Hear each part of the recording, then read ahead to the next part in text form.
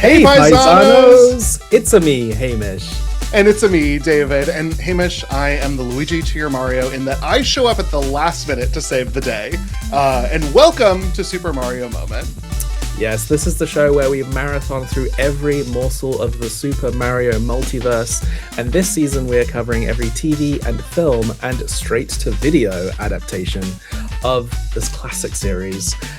We are still in the world of anime, and this week we are covering the Amada Anime Series Super Mario Brothers, which was released as an OVA, which is the fancy word for a direct-to-video animated movie. It's the classy version, which was released in Japan exclusively on August 3rd, 1989, just 1 month before the Super Mario Brothers Super Show. So this snuck in right at the last moment. Yeah, and you can tell that we're still pretty ensconced in the Mario of last episode's conversation. Mario hasn't done a whole lot.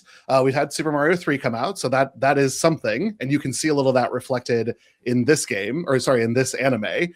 But this one's, Hamish, this was a wild ride. Yeah, so what did you know about this before going in? I knew nothing about it, and God bless the upload that said these are Mario tales about classic fairy tales, because otherwise I would have been even more lost than I already was. Yeah, because for a lot of the first one, you could be lulled into thinking this is just an adaptation of the first game, if a bit bizarre. But then it goes even stranger, and I can't wait to get into it. Yeah. Like you said, 1989, we've had Super Mario Brothers 3. We are truly in the peak of Mario Mania. What I find interesting, and it's something I will bring up a couple of times, because we like to see how these films kind of predict a little bit of the Mario future, is that we're well over a year away from Super Mario World. Mm-hmm. But I feel like you can sense it coming. Yes. A little bit. And I think, this film, to call it that, it's 30 minutes. This series of videos, because I think they were released completely separately as 15 minutes VHSs, which feels very wasteful. Wow. Wow. Somebody was buying that, though. Somebody was like, I need to give my kids something so that they learn the fairy tale of the Peach Princess and her hero. Thank God they did, because this is very much at risk of being lost media, I feel. Truly just salvaged out of secondhand store bins and uploaded. The version we watch, you can watch this on YouTube.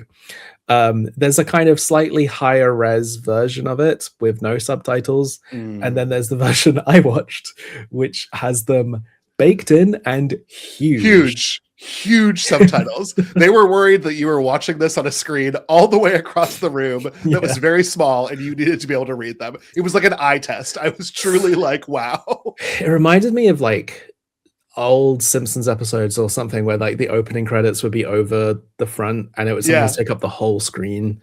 It was like impact font. But I could follow the story. I'm very grateful to them. Such that it was, because two of these fairy tales I was genuinely not familiar with at all. Yes, and we're going to go into each of them. Okay. As we said, this is now presented as a singular 37-minute kind of YouTube video. But they were released separately, so it's possible that you would have only watched one. Mm-hmm. Perhaps likely because you may not have wanted to rush out and buy another one after watching it. I don't know. But the other kind of mysterious element of this is it's really hard to find out how this came to be. Partially because what the heck is Amada?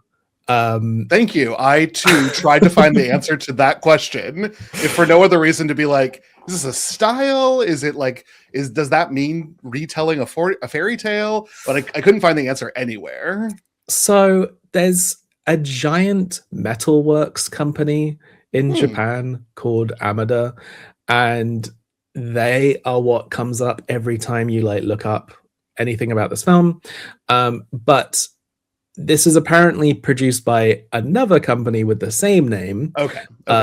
the Amada Printing Manufacturer Company Limited, established in 1956 and specializing in commercial printing and the lithographic process. Oh, well, I love a good lithography. That's impressive. Well done, them. But they weren't as successful as the ironworks, I guess.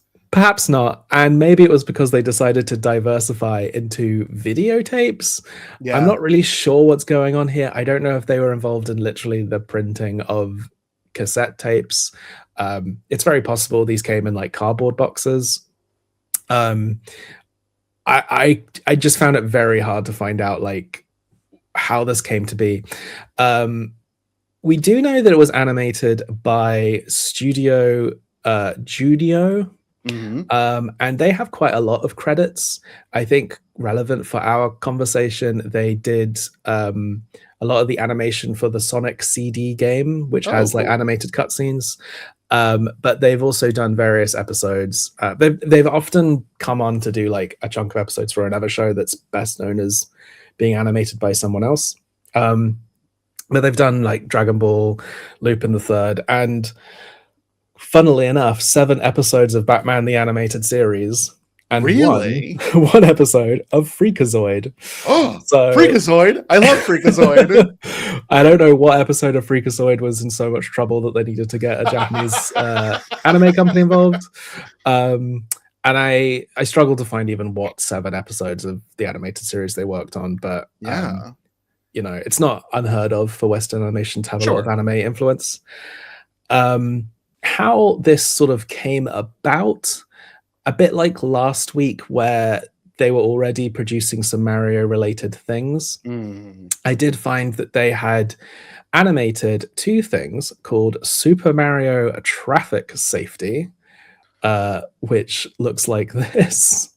And this does seem to be kind of genuinely lost. I could find sort of 5 minutes of it on YouTube, but it was like filmed by a camcorder off a TV. I don't know when, but I did watch a portion of the other one, Super Mario's Fire Brigade, which, as you can tell by both of these, it tells you a little bit about fire safety and whatnot. Would you like to see a clip? Oh my gosh, I really would.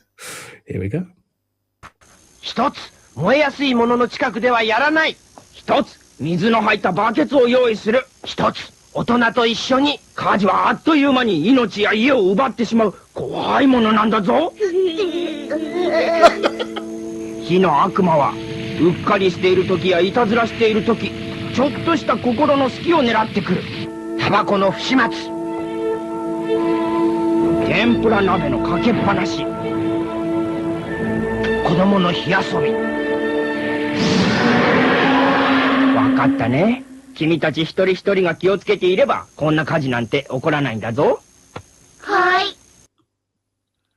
Hamish, I have never, if you said to me, David, I think Mario and Luigi would do really well in a fear tactic PSA, I would say, no, they wouldn't. They would not. Famously, Mario, like, throws fire about with abandon. He's, like, not the character for this. Oh, wow. Just those children look so traumatized. Same with Traffic, like Mario Kart. Like, he is a terrible role model for either of these things. But maybe he's a grown-up, he's a plumber, he knows what he's doing. He's wearing his gloves. That's right. If you're going to throw fire around, you should at least wear protective handwear. This was incredible. What a find, Hamish. Yeah, so they're not, I think, substantial enough necessarily to do a full episode on. I kind of put them in the same category as the fun animated commercials for things I sometimes show. But this was Studio Junio. And again, I couldn't find concrete information, but my theory, I suppose, is the safety videos are the kind of things that someone would maybe like contact Nintendo for. Yeah. And say, we make safety videos. These were shown in schools. I wouldn't be surprised if dozens of other anime and popular characters have done things like this. I remember things like this from my childhood. There was a British cartoon called Super Ted. And weirdly, my sort of fondest memory of it was the like crossing the road kind of Okay. PSA they made of those characters. Super Ted, where are we going? To the planet Earth. Well, that's a long way to go just to teach Spotty how to cross the road. Yes, but it's the best place to learn. Earth has the worst traffic in the galaxy. Yes, it's got the worst people in the galaxy, too.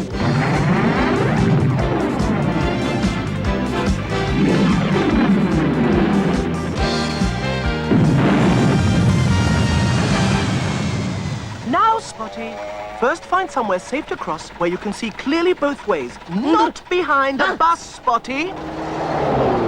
Oh, sorry, Super Ted. When you're ready to cross, don't stand too close to the edge of the road. That's better, Spotty. Then you must look both ways and listen. If there's anything coming, you mustn't try and cross. Then when you're sure that nothing is coming, walk carefully across the road. Don't run, Spotty. You might fall over. And all the time you must look and listen for traffic until you are safely on the other side. There you are, Spotty. Can you remember all that? Oh, yes, Super Ted. Spotty brains are the biggest in the universe. I think Spotty heads are the biggest in the universe, too. Well, if you remember those rules, you will be safe crossing the road anywhere in the universe. Remember, I can't be there to save you, especially on the planet Earth. So that's my guess. And then with this established relationship, maybe they thought to continue it with these other videos, which I think could be argued that they are educational to a degree. I would say yes, because they're not the story of Super Mario Brothers. We are, that was last week and will be the future of things that we cover here. This was truly using Mario assets in a different environment completely and to tell a different story. Yes, it's maybe not as good, but comparable to something like The Muppets Christmas Carol or Wishbone or things like that. It reminded me a little bit of like a Simpsons Treehouse of Horror, or like they've done there's like a Simpsons fairy tale episode with Bart and Lisa with Hansel and Gretel. It's very that. So let me tell you a little bit of the cast and crew. Okay. This is writer Juri Maji's only credit. Oh, Juri. I mean, okay, great. Juri was adapting fairy tales. This isn't like something that maybe writing wasn't their thing. Maybe they were a lithographer and they were just like, can anyone write? Yes, great. You're hired. Quick. To be fair, co-credit to Brothers Grimm and the Japanese folktale tradition. Mario is Toru Furuya back from last week. He's sort of the established voice of Mario in Japan for quite a while. We will possibly see him again, even though this is our last like anime. We have an idea for a bonus episode where he'll be back. Everything we said last week still stands. Prolific, talented, seems like a terrible person. Princess Peach, who I think is, I guess, the second lead of these shorts. I would agree, because she's in all of them and has a pretty significant role. We are Miyako Endo. Her biggest role outside of this seems to have been working at Team Ninja, the video game studio, where she has done kind of voices for the Ninja Gaiden series, but also she's in every Dead or Alive series as the person going like, get ready, fight. Like, wow, that's her. That's iconic, though. I mean, get ready, fight. I could hear that in my mind.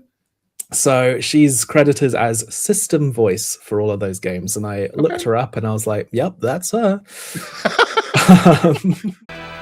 まあ、かわいい。ベッドも椅子も何もかも小さく可愛いものばかりだわ。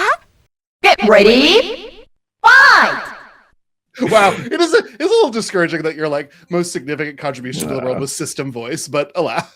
Well, she's credited in the Ninja Gaiden series as like sound crew as well. Okay.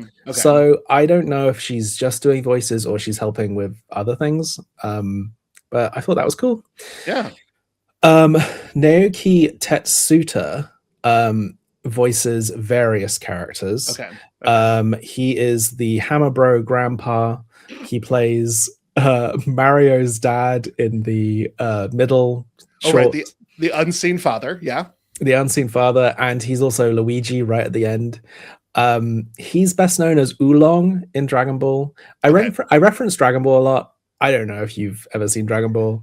I've seen one episode, and it was the one we covered for Gimmicks on Goku's driving test, and it was amazing, and I loved it. Awesome. Oolong is a pig. If you've ever seen like a little pig I've seen a lot of Dragon Ball characters. I'm not made of stone here. Okay. So yes, I recognized both the name, and then you said that he was a pig. I do recognize that as well. If you've ever seen any of the Kirby anime series. I have not, but I am thrilled for how this sentence ends. Kirby, known in the West as Kirby Right Back at Ya. He's the Japanese voice of King Dedede's evil snail servant, Dr. Escargot. Yes. I always have to bring up when they've touched other Nintendo properties. I think this character is a sort of popular non-canon kind of entity.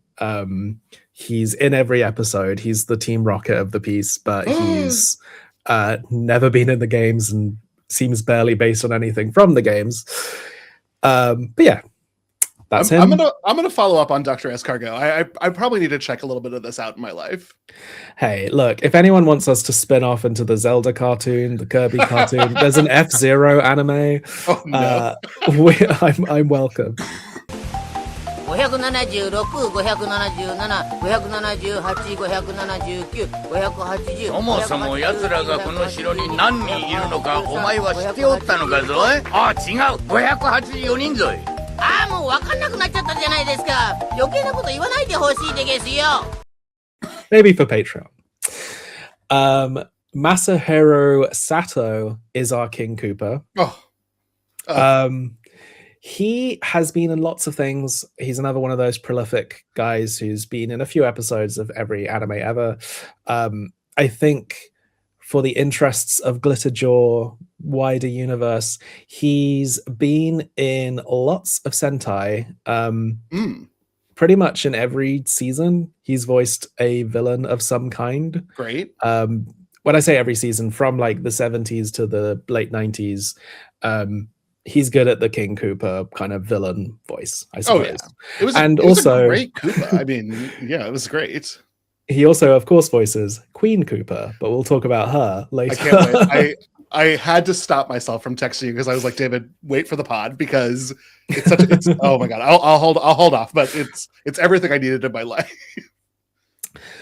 There's obviously a few other voices here and there, but the last person I want to talk about is Toshiko Sawada. She is the narrator. And she's actually very prolific. And that makes me happy because quite often in these, we've had very prolific male voice actors who've managed to work for decades. And I think Pauline and Princess Peach have all just been like, they did this and a few things and they went off and did something else. So Sawada, she in Japan is known as the voice of Maleficent in Kingdom Hearts and Sleeping Beauty and things like that. Wow. But she is very prolific in dubbing, in terms of dubbing American properties. She is the dub voice for Helen Mirren. Just period. Anything Helen Mirren she does. She has dubbed Angelica Houston in the 90s Addams Family and the TV show Smash. She is Diana Wiest in The Birdcage and Practical Magic. Yes. She is Lily Tomlin in Grace and Frankie. She did every episode of that. Wow. Okay. She voiced Betty White, but only in the movie Lake Placid. Spoilers for a fear-coded episode, perhaps. Yeah. We'll have to bring you on, and we'll watch the dub of Lake Placid. She voiced Tina Turner in the Mad Max Beyond Thunderdome movie. Wow. She also was in Mad Max Fury Road as one of the older women in that. For our Q Division listeners, she has dubbed Judi Dench in all of her M appearances. That's cool. But she was also a Bond girl, Tiffany Case, in Thunderball. And most intriguing for our podcast is she dubs Fiona Shaw in the Super Mario Brothers movie from the 90s. So, spoiler for that movie, Fiona Shaw from Andor and Harry Potter, she's the aunt in that. We'll be seeing her, and she's very fabulous in that movie. But if you watched it in Japanese, we would be meeting with Toshiko Sawada again. This is amazing because I feel like if you're looking for a dub cast and you say, is the character sort of a step on me mommy person, then you hire this woman. This is incredible. Well, I just had so much fun. I could have read out her whole filmography, but it was basically like old lady divas. Yes. She was Mrs. Harris in Mrs. Harris Goes to Paris.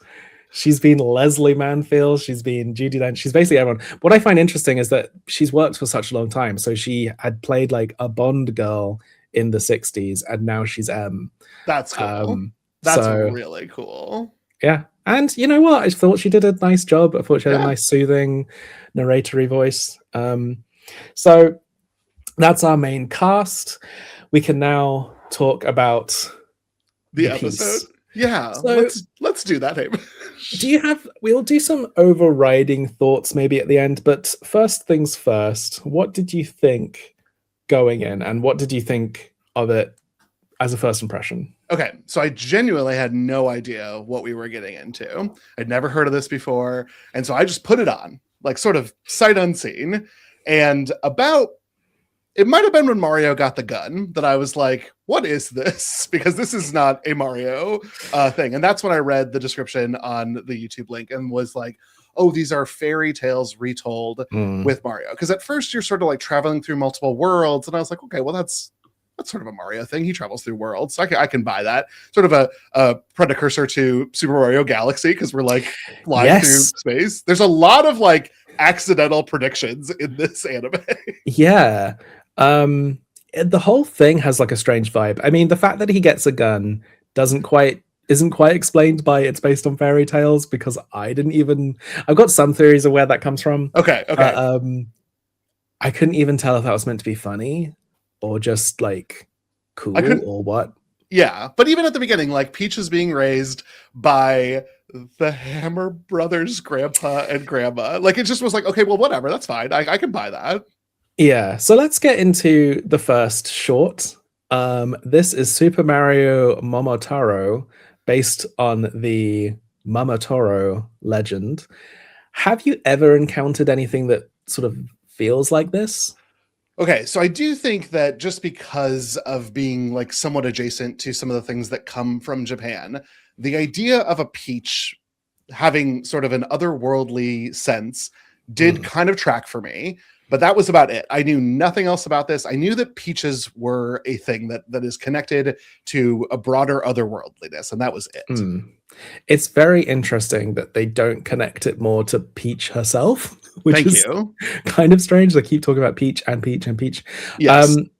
So let me give you a very brief overview of the myth, because it's also summarized this movie because it is kind of the same story. Momotaro was born from a giant peach, which was found floating down a river by an old childless couple. The child explained that he had been bestowed to them by the gods to be their son. The couple named him Momotaro, Momo meaning peach and Taro meaning eldest son of the family. But when he was just 5 years old, he was able to cut down a big tree with just an old knife. When he matured, he left his parents to fight a band of Oni on their demon island. And en route, he met and befriended a talking dog, monkey, and pheasant. Okay. Who agreed to help him on his quest in exchange for a portion of his rations. He was carrying a little bag of dumplings with him. At the island, Momotaro and his animal friends are able to beat the demons into surrendering, and they capture all the plundered treasure and capture the demon chief as captive. This is a myth, so there's countless ways this has ended. Sure. I think there's some versions with a princess, there's some versions without, but kind of interesting that this one comes first, because in a kind of weird way, this is the most typical Mario story. Interestingly, a lot of versions of this myth include the Tap-a-Pier mallet, a magical wishing mallet, who is across various folk stories. Yep. But that is saved for the second myth. I will say that I wasn't hyper familiar with this myth, but I have encountered it, I guess, a couple of times. I'm a big fan of the game Okami, and you can meet Momotaro in that. Momotaro, I keep saying Toro. However, have you ever played Pokemon Scarlet and Violet DLC? Oh, I haven't played the DLC yet. So in that, you go to a kind of Japanese themed area, and you fight Okidogi, Monkey Dory, and Fezzadipiti. These are the original companions from the myth. Yes, a dog, a monkey, and a pheasant. And then Ogapon is the Oni character who you befriend and is bullied by these because there is a kind of famous retelling, modernized version of the myth where Momotaro and his animal friends are the bullies of these like innocent monsters. So I think a lot of adaptations have like done that version, blah blah blah. And in the DLC, there's also a kind of a Peach themed kind of cute little fairy Pokemon as well. So a lot of people may have kind of encountered. This is obviously an incredibly famous myth in Japan, but for us, we see kind of references to it here and there. And so the things that sound like got added were Princess Peach being kidnapped because she's like the original daughter of these childless couple. Yes. And the only other thing I wanted to mention, because it might have something to do with the gun, is Momotaro was used a lot as a kind of Imperial Japan war propaganda image. Okay. Again, this is me guessing out of my butt, but I imagined a kind of more militaristic version of him is not like an unknown image. Sure. And so we're in the 80s, and that's sort of diminished, but if that's the way that it was used very popularly, that's probably how we're seeing it. Perhaps. I think compared to the way Mario is in the other myths, this is his most, pardon the pun, like gung-ho kind of aggressive. And I see that seems to be the version of the character. Like he's always depicted as quite like, I'm going off to fight demons. Right. So there you go. So that's the backstory. Incredible. Where would you like to start? I just going through it was kind of wild because we started with one thing, which was Peach being with the grandparents, the Hammer brothers' grandparents. Here's Bowser. He shows up with his minions, which are the Kooplings. Okay, so we're off Mario 3. We've got the Kooplings. This is great. I love this from the start because we were getting goofy Bowser. He was all threatening and menacing, and then just like we talked about last week, it cuts the I'm going to kidnap you and you must marry me, because he's just so cute being in love with Peach. I agree. I think what was strange to me is that even though Mario eventually is like, comes from a comet and is adopted by these Hammer Bros, the text seems to imply these are Peach's like biological parents. Agreed.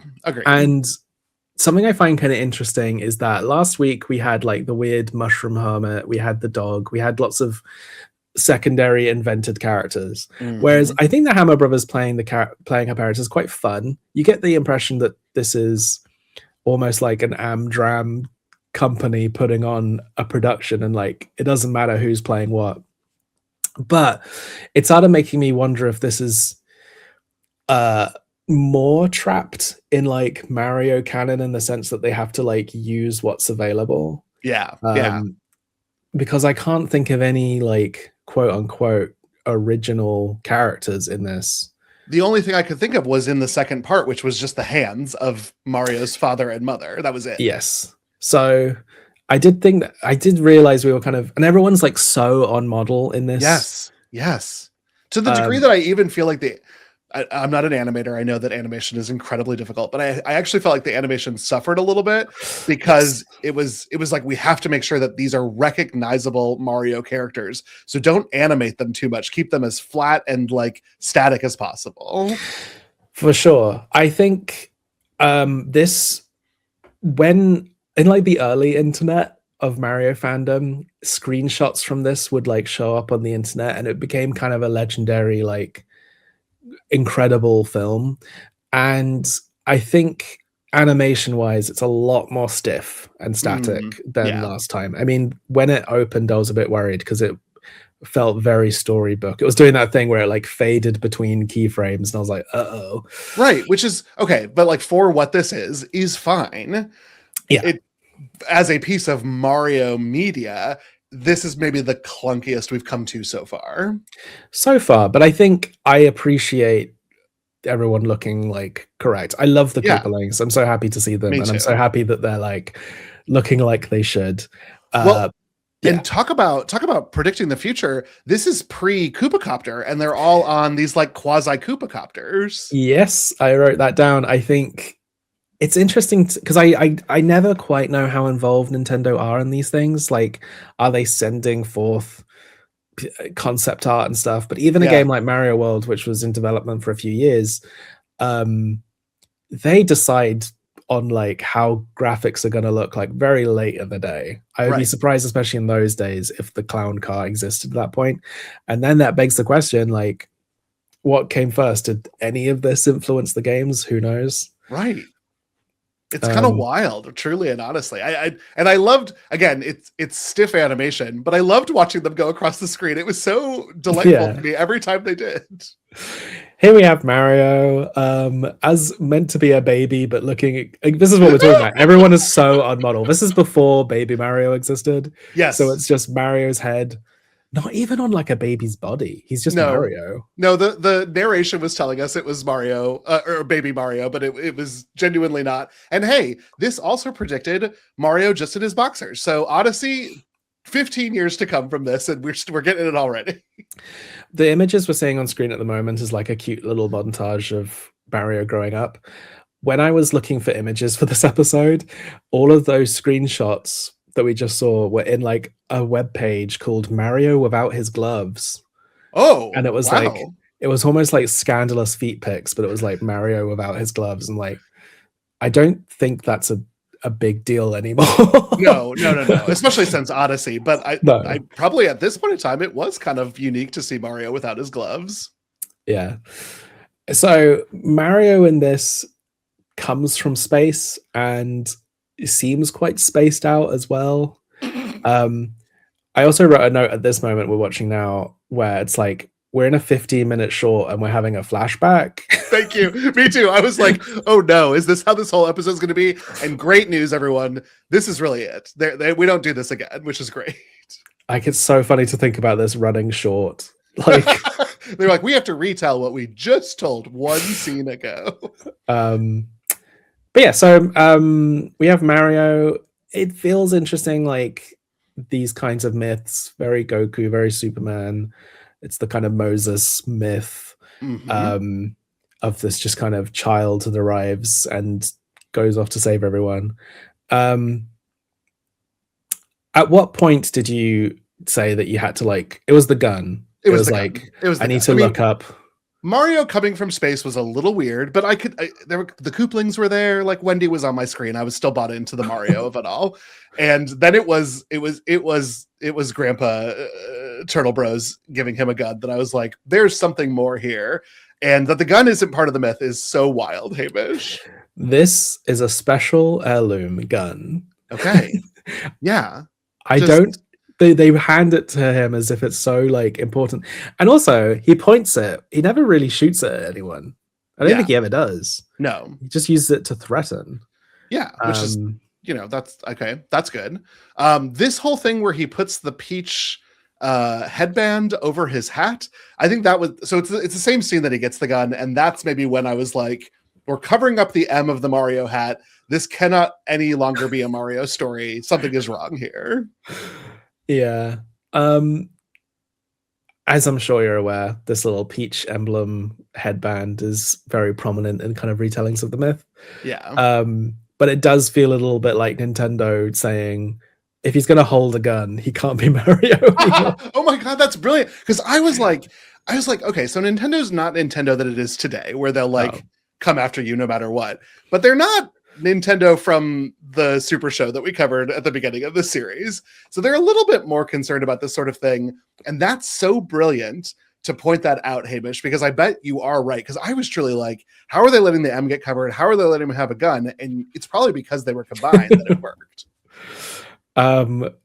Yeah, as he heads off, this is when we meet the stand-ins for the dog, the monkey, and the pheasant. I, as a fan of like obscure Mario enemies, I quite liked how it wasn't like a Koopa, a Goomba, and Piranha Plant. We get a Parabuzzy, which is they didn't even make it into Mario Kart World, right? A Boomerang Brother and Spike. Okay, so when does Spike show up? Because Spike felt early to me. So he's in Mario Brothers 3. Okay. Again, I think if we watch more of the Super Show, we're going to meet some of these enemies, but it's so surreal to see them so on model so early, because these characters look exactly the same as they do now. They looked great, and again, I agree. Choosing the Boomerang Bro, incredible, because he never gets any love. I mean, the boomerang does make its way into Mario Kart at 8, I think, and that's great. But then it's so devoid of the Boomerang Bro who used to wield it that this is great to see. I also just think we're at a time where like maybe in the future there would have been a closer choice for like a dog and a monkey and a pheasant. Well, I was wondering, because I would say like the beetle's the pheasant, right? Because it's flying. But then monkey and dog, I could take either. Yeah, I want to say the monkey is the Boomerang Bro, just because it's like a tool user. Maybe. Yeah. But Spike being the closest thing to a dog is very funny. That's true. Especially because we have Chain Chomps at this point. That's right. Oh my gosh, for a while, and they've always been dog coded. Truly. Yeah. Bizarre. So yeah, I love the world that this takes place in. Both this and the next short exist in like odd sci-fi futuristic kind of city worlds. The background paintings are genuinely quite beautiful. Yeah, I agree. I said some bad things about the animation. This was fun to watch. It just was a little stiff, and like I had a blast. And you're right. The weird, we're in a spaceship, but it's also a little like retro futuristic. It was working for me to tell me that it was a bizarre, different world. Yeah. We saw another floating ship. Same as last time. Listen, but now we have airships because Mario 3 has come out. So exactly. I mean, the image of Mario running around a spaceship with a gun, and he doesn't even have his Peach thing anymore. So clearly Nintendo didn't care. Was one of those kind of famous meme images, I suppose, before people could watch what this is and see it in context, as if that makes it make sense.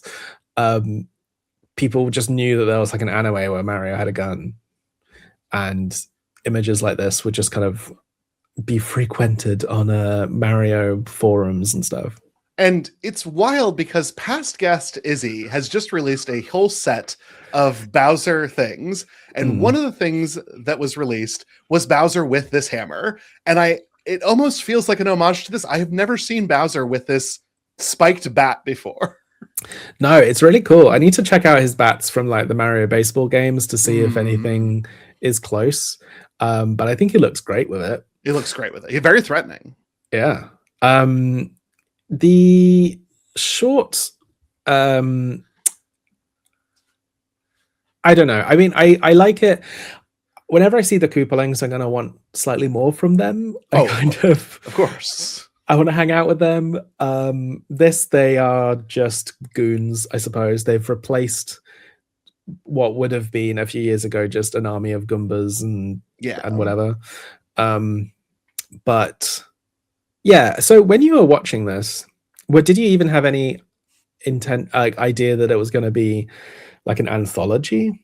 No, I also thought that this was just going to keep going. So as things started to get a little like done, I was not that I was bored, but I was looking at the time of the YouTube video and I was like, well, we got a lot to go. So what's going to happen? And then I got another title card and that was kind of cool. I didn't realize they were released on separate VHSs, but I like the idea of telling smaller stories. I always think that's fun. It's great for children. But it was surprising. It's also okay if you're a bit bored because I think this middle one I flagged a little bit. Oh, I struggle. The third one is so good that it's all worth it, but I struggled especially here in the second one. Yeah, so this is Ishin Bushi Mario. I'll give a very brief summary of the myth, but I think one big problem with this trio is these two myths felt very similar in a lot of ways. Yes. I think the concept of Mario and fairy tales could be so different and fun and could really go in different directions. And I think with lots of Japanese legends, I think they could go really far with it. I think it's odd to choose both of these because like last time, Mario seems to come down from a comet to a childless couple and age really quickly.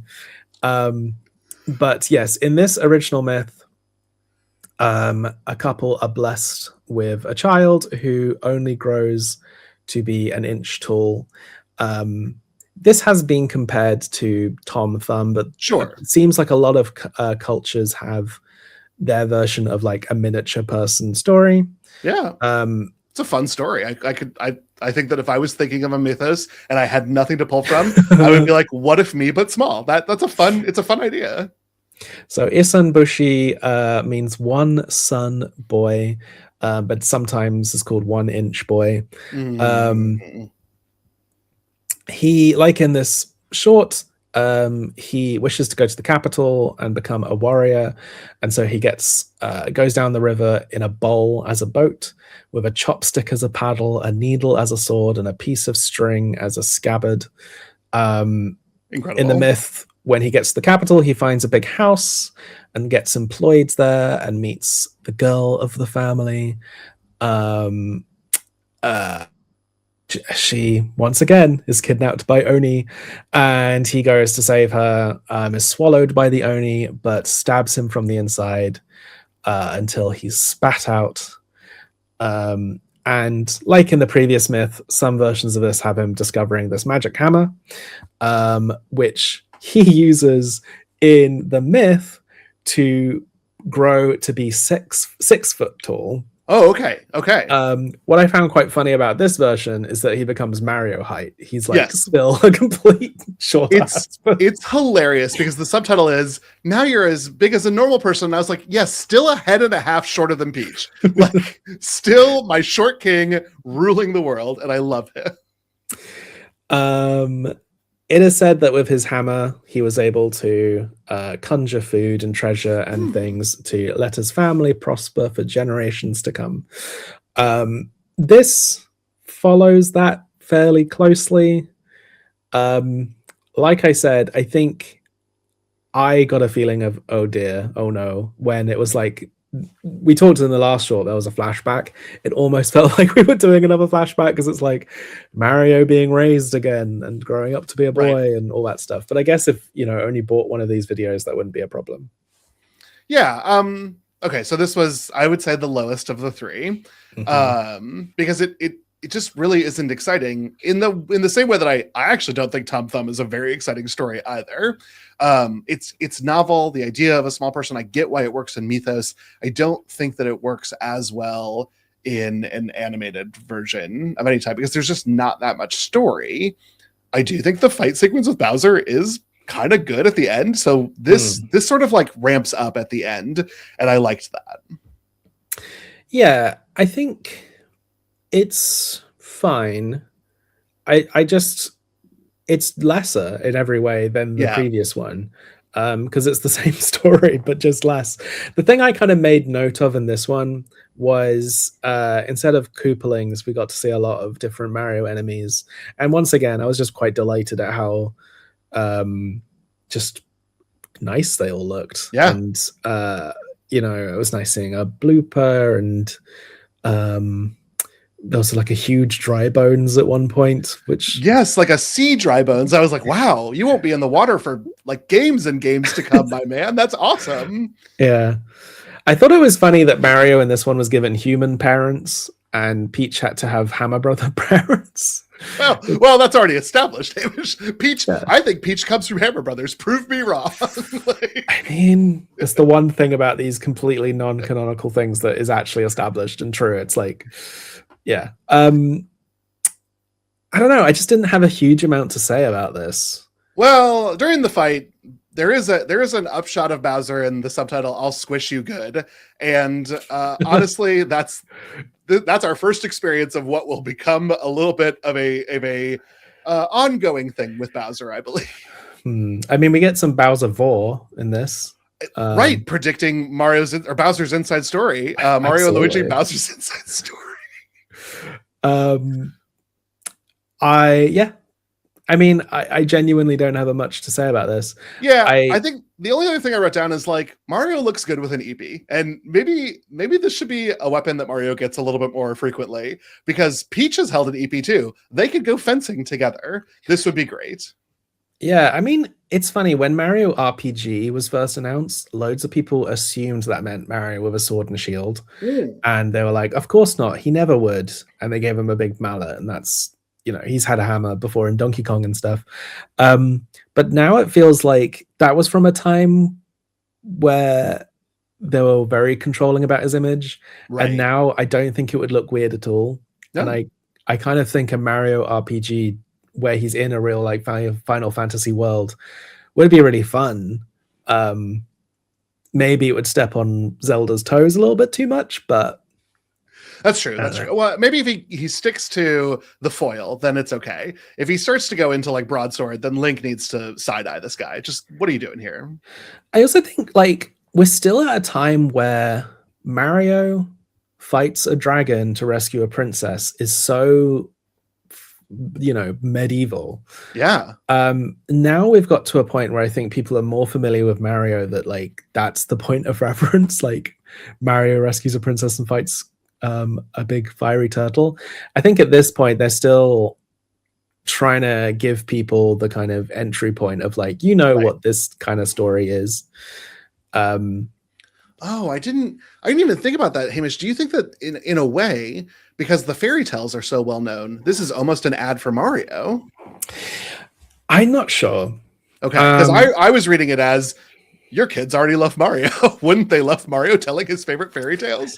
Part of me wonders if it's just like, they made the great mission to rescue Princess Peach. The games have, at this point, still repeatedly had mostly the same story. Maybe they just want to make more Mario stuff, but they don't know what stories to do. Like, next week we're going to start with the Super Show, and they had like 50 something episodes and figured out something to do with these characters. But maybe they don't want to add to the world. Like, what would you do as another Mario movie that hasn't been done? Annoyingly, they find fairy tales and they're all about rescuing Princess Peach from Bowser, but they have a little bit of flavoring that's different. Yeah. All right. Are you ready to talk about the third one then? I want to give a quick shout out to Mario and Peach's flying car at the end of this one. Oh my gosh, I can't believe I almost skipped that. That was wild. Where did it come from? What is it doing? It doesn't matter, but it was like, is this part of the legend? I have no idea, but it looked really weird. It had like a human face on it.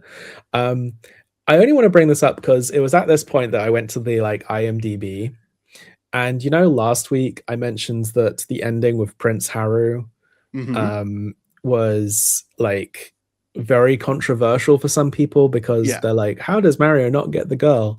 Right. Those people are wrong because Prince Haru rules. I agree. He did just as much to rescue Princess Peach as anybody else. And he did it as a dog. So I went on to IMDb for this movie, and one of the top comments was like, at least it's better than the other movie where Mario doesn't get the girl. And I'm like, still? Still, Like, you think they're this is obsessed better? with this. They're You obsessed think this with is better just because Mario like gets Princess Peach 3 times in a row? Oh, I hate that. I hate that. Okay. You're wrong. You're wrong, everyone. Fem Toad and Prince Haru were the best parts of last week's episode. Oh, you've rescued me. My name is Toad. Okay. So the third and final short is based on Snow White. David, have you ever encountered the myth of Snow White? Would you like me to go through it? I have encountered the myth of Snow White, which is why I was clenched. I was bracing myself for what is next. And then as it went, I was like, oh my God, is this Snow White? I know this story. So this is another adaptation of Snow White. I think, it's the same as the others, blah, blah, blah. What stands out for this one is who's the evil queen, Hamish? Who is the evil queen? Shall we take a look at her? Can we?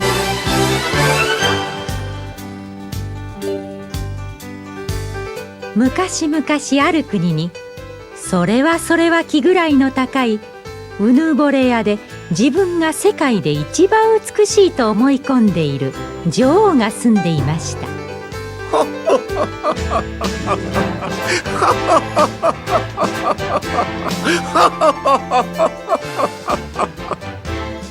鏡よ鏡よ鏡さん、世界で一番美しいのは誰？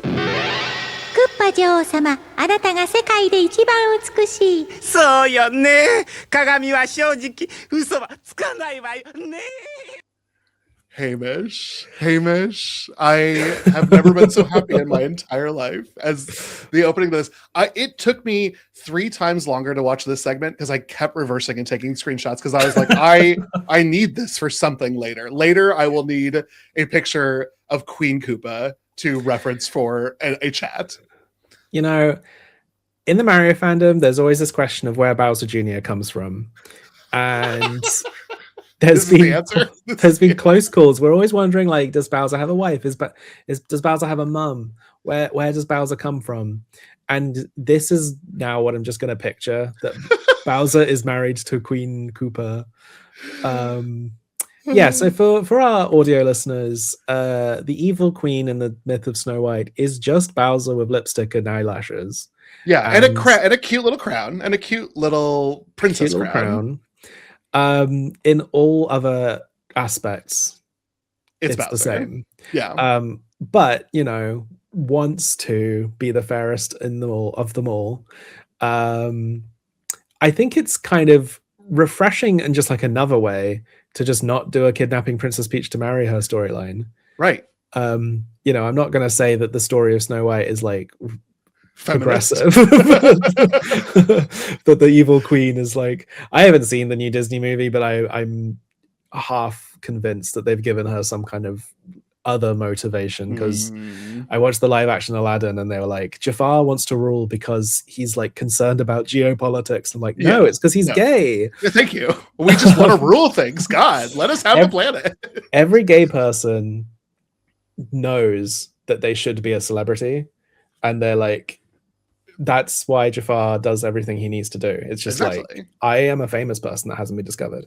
So this is the story of Snow White. Princess Peach is Snow White.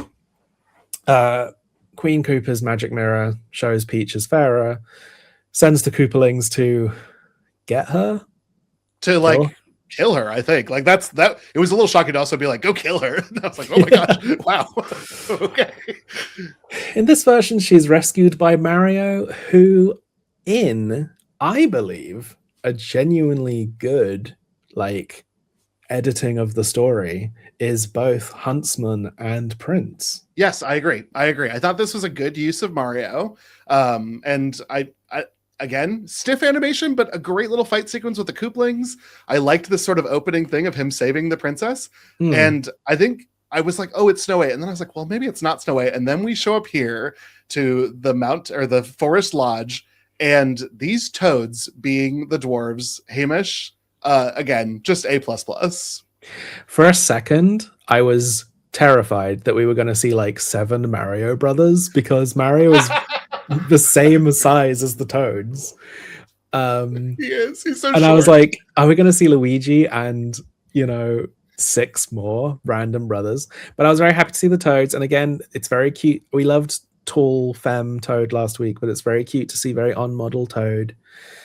I found it very adorable. Yeah. Yeah, and then we're just sort of locked into the Snow White story. Queen Koopa, continues to desire to be the sexiest person in the world, which she already is, but like it feels like she has to compete with Peach. And we're gonna do the poison apple bit next. And that was another wild sequence because Queen Koopa goes all Yzma down into a science lab, and it's incredible. Yeah, I mean, I think Queen Koopa has fair motivations because, you know, her magic mirror says that there's actually a prettier princess in a neighboring kingdom. But in terms of like Koopa Kingdom beauty standards, what's not to love about Queen Koopa? She's the biggest and the meanest of them all. So thank you. I think her mirror is being a real jerk by saying like, actually, there's another hot one in another kingdom. Yes. Queen Koopa disguises herself, goes full witchy poo. I was actually really delighted that it is just the same voice actor doing all of it. Me too. And they are putting an affect on their voice, but it's not over femmed. Like it is still a very masculine voice. And you know what? It isn't even, there's like a worse way of doing this. Yes, I agree. I mean, it is just, you know, lipstick and eyelashes. It's not like deep, but I do think there's no real jokes beyond that of Queen Koopa. Like it's not really, maybe I'm giving this too much credit. I didn't find it like mean or offensive. It just seemed really cute to me. I mean, outside of the fact that it is a villain, like there is no sort of transphobia apparent in the moment. There's no gay panic about Queen Koopa. Like it is kind of impressive. No, I mean, like I said, these shorts feel a little bit like, you know, the Mario characters are putting on a show for you. Right. Shigeru Miyamoto has gone on record. He does say whatever he wants half the time and troll people. But like, you know, the reason why the Mario characters are all happy to play tennis with each other, but they end up in these stories is that the like main Mario games are plays. Right. And like, we've got curtains around us right now on the screen. Many of the Mario games have that kind of aesthetic of like, we're on a stage and we're putting on a show. And this just feels like more of the same. Like agreed. And it's fun. It's truly fun. Sorry. We've got Queen Bowser is Superman flying, and it is too much. That was the point that I was like, why? Just why? I liked it because I think Bowser always has like airships and clown cars. I was like, why can't Bowser just fly? Like, just fly. It seems right. Yeah. So yeah, we have the story. Peach eats the apple. I wrote that like, ooh, apples before Mario World, as if that's an interesting factoid.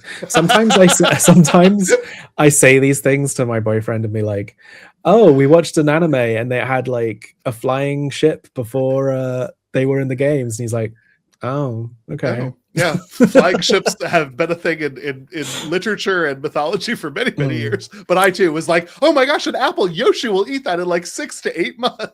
I know, so pathetic. We then get another adaptational change that I find somewhat interesting. I don't know where I land on it. Instead of kissing Snow White awake, Mario has just found a magic potion. Yep. And I find that quite funny because we're making that change on characters who are already established as, you know, romantic interests to each other. And unlike a lot of these myths, Mario has met Peach. They have a lot of trust for each other. And yet still, you know, the image of kissing a sleeping comatose woman is still a tricky part of this myth. Well, and I think the trickiest part for me was the idea of Mario kissing Peach. That's not the direction this goes. No. Peach kisses Mario. Mario does not kiss Peach. No. You know, we've talked about it before with Mario Odyssey, where it's like one of the few times he seems kind of like horny. Yeah. Horny. Yeah. And it's funny, but it's like it lasts a second and it shouldn't last more. Yeah, like exactly. Mario is not going on these missions to get some. He's doing it because it's mean to kidnap people, and he's a superhero. That's true. That's true. Usually he just wants cake. Yes. So again, unlike the other myths, Snow White is awakened before defeating the evil queen. And Mario goes back to... I love the design of Queen Koopa's castle as well, which we didn't really talk about. Just a Koopa head at the base as sort of the cave entrance to a castle built on top of it. Truly amazing. So we have the final confrontation, which works as a grand finale to these 3 shorts, I suppose. And some very strange things happen. Yeah, the Koopalings start to like win the day. They're like doing well, which is, it's different than we usually see. We don't see the Koopalings usually as competent fighters. They're sort of there to be beaten. And then Hamish, I actually screamed out loud when this happened. Who comes to save the day? Are you talking about Luigi or the moment where the Toads absorb themselves into Mario? That's right. It's one of those moments where like this is not just an adaptation of the fairy tales. It's like a weird adaptation of the games where we're still at a point where the Toads are sort of the same as the super mushrooms and the bricks. There's this whole mythology about how Mario, like, you know, the question mark blocks are actually transformed Toads. Yep. I don't think they actually die, but it seems like it. It seems like Mario absorbs them. It is animated as if they are being sacrificed, but then they're all here, so it's okay. And then here comes Luigi. Because I truly was like, bummer, we're not going to get any Luigi this week. And then he shows up in the 11th hour to save the day with a mallet. Yeah, he looks great. And I was like, mallet, and he looks great. The appearance is well celebrated, and it sort of takes you through to the conclusion. It is a real wild end of show sprint here. Like it's really good. Yeah, I mean, it is just funny to say, "Oh, I never said I have a brother." I mean, it's look, these shorts, they are based on the myths. They're not slavish to them. Yeah, which is good. They're still kind of set in the world of Mario logic. It's one of these tough things because we're getting to a point where we're going to ask, like, is this a good adaptation of the games? And it's kind of like, for me, no, but if the Mario franchise just decided to make a Snow White game, it wouldn't feel totally out of place. Right. If we met characters who are born from Peaches and stuff, like, it wouldn't make me question anything. So it like kind of feels like it belongs in the Mario universe, but I don't know. What do you think? For me, it really was more of a Mickey Mouse situation. Mickey does this shit all the time, where he gets involved in things that are not his stories, and he is the main character of them. And those have been adapted to games quite well. And so that's what it was giving more than Mario. It just didn't feel like this is a character that puts on that kind of play. Like, he seems to only have original stories. So it was really weird for me seeing him in this kind of adaptation. I didn't hate it. I think, unlike last week, I wouldn't make this a recommendation. No. I've had a lot of fun chatting about it, and I'm very like delighted by some of the imagery. I was quite bored, and I definitely felt the like 37 minutes more than I felt the hour last week. Isn't that wild? Because I too was like, God, why was this? Why did Hamish give me such a long episode after last week? And then to see that it was really actually very short and just, I mean, made for children too, which is, children have a different interest in media than you and I do. And maybe this works better if I was 7 and familiar with traditional myths. 7 and you only watch 1, right? And you rewatch it over and over again in between playing Mario Brothers 3, which is a new game to you. So it's like what a great time to be alive. But and honestly, the subtitles were big enough that I probably could have played Mario 3 in a separate screen and paid attention. It was really easy to write notes. It was like I knew what was happening. I wanted to briefly talk just about a few other things overall about this. I found, the design of everything was very pretty. There's every screenshot from this is nice, even if the animation itself was quite stiff. I imagined if I watched this as a kid, I would be pausing and tracing all kinds of poses of these characters. I want to mention a little bit about the sound design because this is one of the few things we're going to cover which doesn't really use Mario music or sound effects. And I'm at least grateful about the sound effects because after the jumping from last week, are you a little burnt out?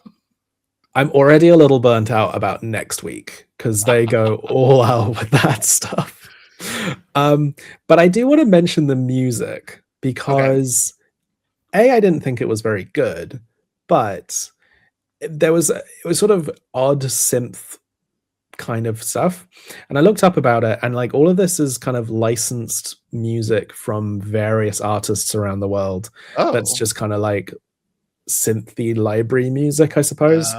That's what it felt like. It felt like I felt elevatory, I guess, is kind of what it was like. However, I mean, I found out that some of it's from a British group called Art of Noise, who had a top 20 hit with a cover of Kiss by Prince featuring Tom Jones. So I'm like, wow. Okay. But what was even weirder is that the credits music, the actual end credits music of what we watched, is a Mario song, and it's a really odd, obscure one. Yeah, I didn't recognize it. It's from Super Mario Land. Oh, which had great music. But when did that come out? 89. 89 after this. Yeah. So one of it's one of my favorite Mario songs, but I don't even think it's a Mario Kart World. It's like da da da da da da da da da.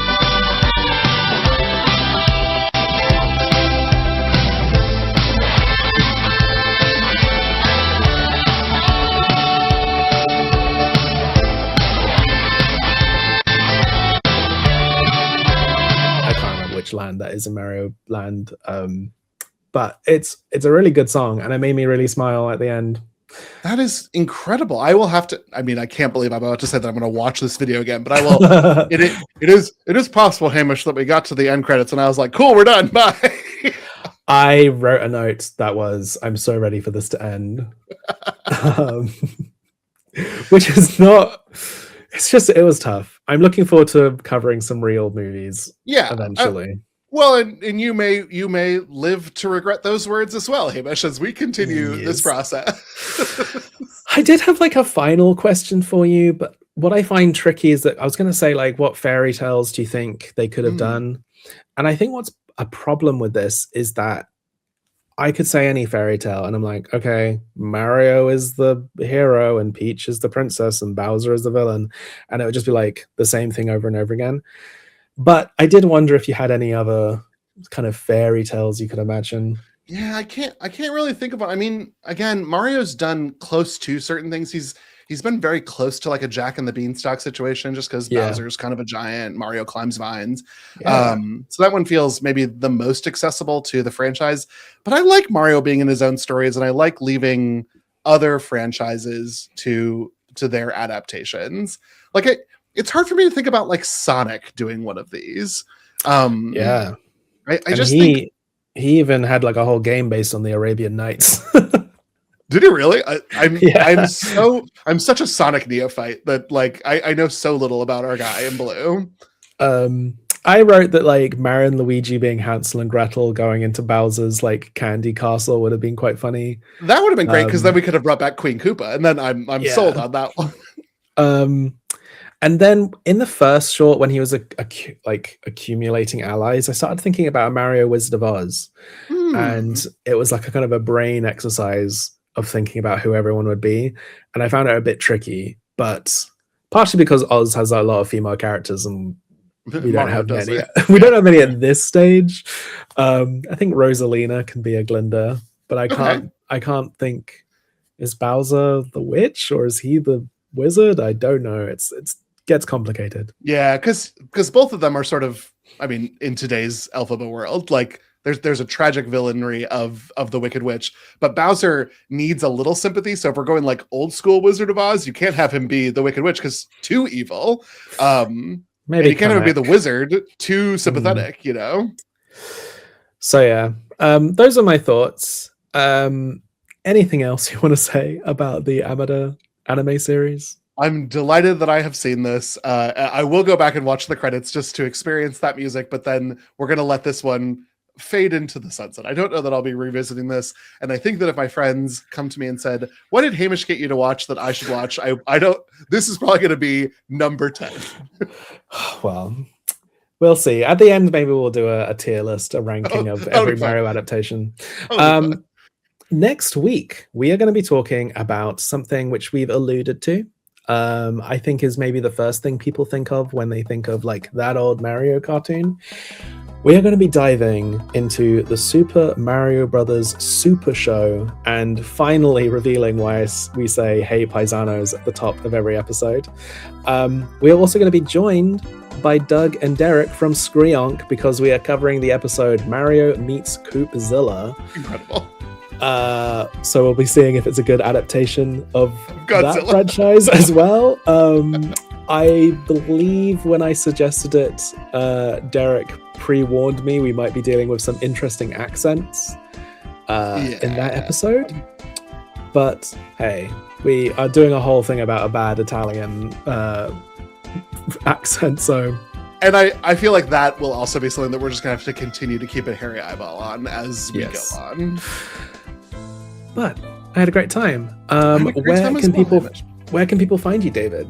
Yeah, everyone can find me online almost anywhere as Dmuma. That's DMUMA. I have a couple other podcasts that I host or co-host. One of them is called Gimmicks that I do with my buddy, the aforementioned Derek, where we talk about weird and high concept episodes of television. And then with my buddies Marilee and Tyler, we are covering horror media from across all genres, video games, books, television, and that is called Fear Coded. Hamish, what about you? Yeah, I'm Hamish Steele on all the things. I am a comic book artist. I have a book called Go Man, Champion of Earth, and a sequel coming out called Go Man versus the Star Dragon.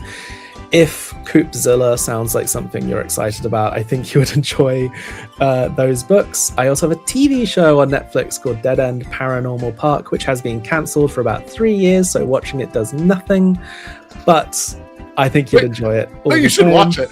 Hey, listen, the media we're covering has been canceled for way longer than that. If you're mad at me for my opinions on this animated series, go watch my own show and see that I might know what I'm talking about to a small degree. Yeah, but, not Dead End, not stiffly animated, I will say.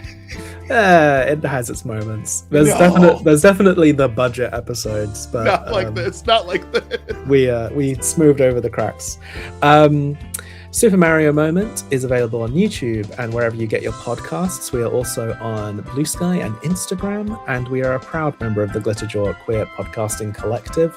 You can go to glitterjaw.com to find out more about all of our shows on all kinds of topics and fandoms. We also have a resources page where you can find out how to fight the encroaching horror of fascism and homophobia and transphobia and queerphobia and racism and all kinds of horrible things that Mario would absolutely be against. Yeah, he would use that gun for good in this situation. So until next time, I've been Hamish. I've been David. And so long, Gay Bowsers!